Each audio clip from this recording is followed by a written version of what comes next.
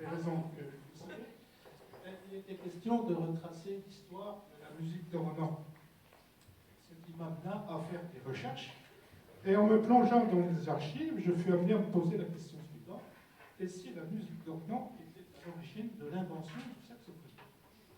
Il existe en effet un faisceau d'indices concordants, comme on dit dans les séries policières, qui me fait penser que c'est grâce à la musique d'Ornans que le saxophone existe. Alors, c'est bien fait. Nous sommes en 1840. Je ne vous ferai pas l'injure de vous demander qui dirigeait la France en 1840. Chacun sait que c'était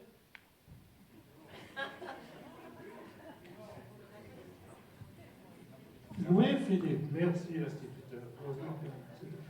C'était en effet Louis-Philippe. Et je crois que Louis-Philippe devait passer en revue sa carte nationale à Besançon.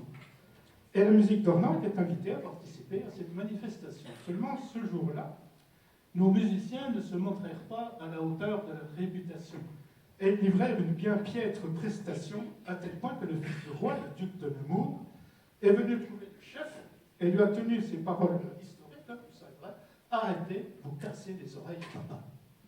Alors imaginez, nos pauvres musiciens, honteux et confus, reprirent le chemin d'Ornans en passant par la Vèze, d'où la célèbre chanson, la musique d'Ornans en passant par la Vèze. Vous avez entendu parler de cette chanson. Alors je ne vous dis pas que ce qu'ils ont fait à la Vèze, le débauche de cacophonie, pas possible. D'ailleurs, depuis ce temps-là, musique d'Ornans est devenue synonyme de cacophonie. Bon, ça, il ne faut pas le répéter. Ils avaient cassé les oreilles à Louis-Philippe. Alors, il faut préciser qu'à l'époque, la musique d'Ornans ne ressemblait pas du tout à ce que vous avez là sous les yeux. D'ailleurs, on ne nous a pas cassé les oreilles, jusqu'à maintenant. Non. Là, à l'époque, il y avait des tambours. Alors, c'est vrai que les tambours, ça fait du bruit. Et puis, il y avait des trompettes. C'est vrai aussi que les trompettes, pour se casser les oreilles, Et puis, il y avait toutes sortes d'instruments bizarres à l'époque. Des chapeaux chinois, des buxins, des serpents. Et puis il y avait des clarinettes aussi, bien sûr. Alors c'est pareil, des clarinettes dans les aigus. Oui, écoutez, en face de vous, je peux vous dire qu'après les répétitions, j'ai des impoufés. Mais, mesdames, de toute façon, vous, mesdames, ne vous offusquez pas, vous n'êtes pas concernés. Puisqu'à l'époque, on sait bien que les femmes, elles astiquaient des cuivres, mais elles ne souffrent pas dedans.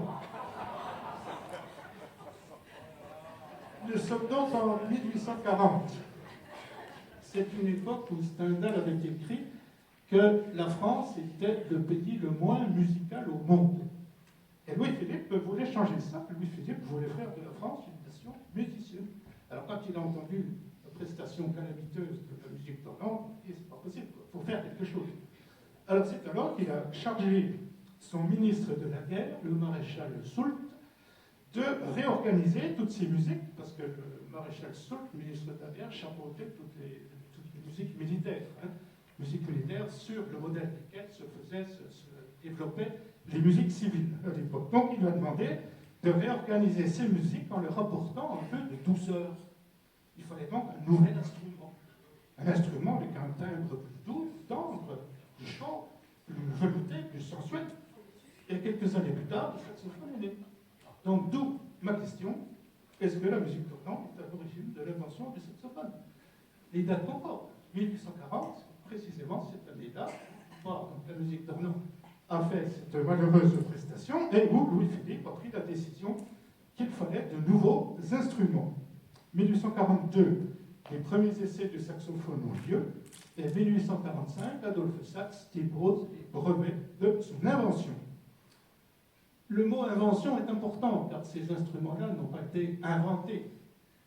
Ils ont mis des siècles, des centaines d'années pour s'améliorer, se perfectionner, pour devenir ce qu'ils sont aujourd'hui. Est-ce qu'ils ont atteint la perfection? Donc ça, c'est un autre problème. Le saxophone, lui, oui, dès sa création, c'était déjà la perfection. Écoutez, vous connaissez Rossini, le barbier de Séville, tout ça. Rossini disait: je n'ai rien entendu d'aussi beau. Et Berlioz, même chose. Le grand Victor Berlioz ne tarissait pas d'éloges envers cet instrument inouï, jamais entendu. Pourtant, malgré ses débuts prometteurs, bien, le saxophone est tombé dans l'oubli. Et il fut même boudé par les compositeurs. Alors vous allez me demander pourquoi? Eh bien, je vais vous le dire. Et pour ça, on va faire un petit peu d'histoire. Histoire de France. Hein, donc, 1789, le peuple se révolte contre le pouvoir absolu du monarque, prend le pouvoir et instaure la République. Bon, ça va pas durer très longtemps, parce qu'il n'y a plus de temps prince, on va trouver un empereur. Hein. Mais bon, passé cet épisode impérial, on a voulu restaurer la monarchie. La restauration, Charles X, puis la monarchie de Juillet, Louis-Philippe. Nous sommes donc en plein dedans. Et ce n'est pas terminé, puisqu'arrive 1848, nouvelle révolution, la Deuxième République est instaurée, Louis-Philippe est dégagé et s'est exilé avec lui. Et c'est ainsi que la classe de saxophone qui venait d'ouvrir se retrouve fermée. Et il faudra attendre pas loin d'un siècle, dans les années 1940, pour qu'elle rouvre au Conservatoire de Paris, sous la direction de Marcel Null, qui créera l'École française du saxophone. Donc, pendant un siècle, le saxophone, il n'y avait pratiquement pas de formation officielle d'instrumentiste. Donc, le saxophone était quasiment ignoré des compositeurs. Mais ça ne l'a pas empêché de se développer, et notamment, il trouva un terrain de jeu absolument extraordinaire dans la musique de jazz. On n'en finirait pas de citer tous les jazzmen qui ont su exploiter les qualités techniques et expressives de l'instrument.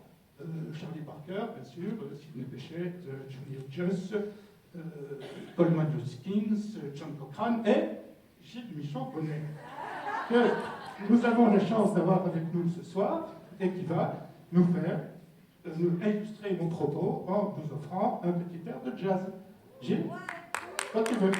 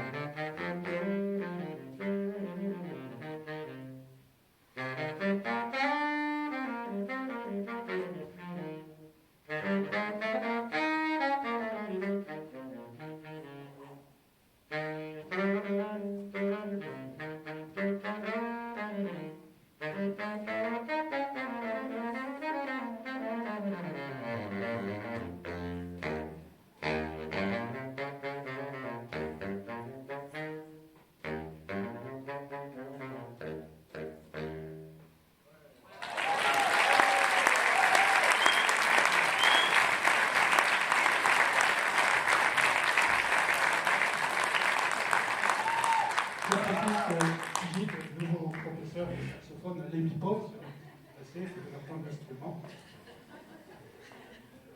Alors, dans le domaine classique, je voudrais quand même parler de Maurice Ravel, qui, dans son célèbre boléro, a fait jouer le soprano et le ténor. Saxophone ténor, Sylvie, quelques mesures du boléro. Allons-y.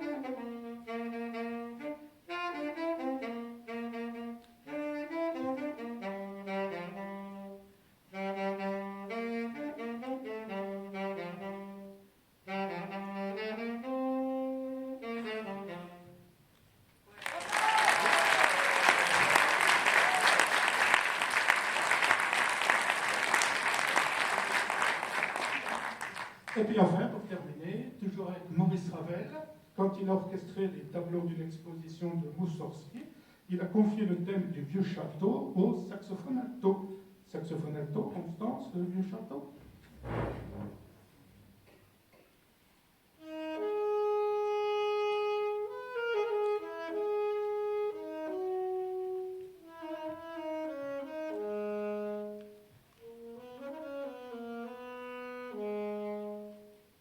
Merci beaucoup.